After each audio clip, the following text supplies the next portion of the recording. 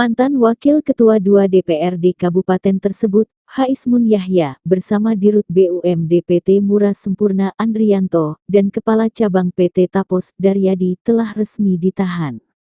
Ketiga menjadi tersangka dalam kasus dugaan korupsi yang menyeret nama dengan ditetapkan sebagai tersangka terkait kasus dana penyertaan modal dari Pemkab Musirawas ke BUMD PT Murah Sempurna.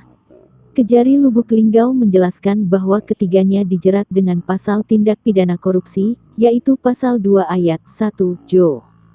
Pasal 18 ayat 1, huruf B ayat C, dan ayat 3 Undang-Undang Republik Indonesia Nomor 31 Tahun 1999. Pihak Kejari menegaskan pemeriksaan audit dari Badan Pemeriksa Keuangan dan Pembangunan (BPKP) menemukan adanya kerugian keuangan sebesar 6,2 miliar yang terlibat dalam kasus ini, tegas Riyadi Bayu Mahmud.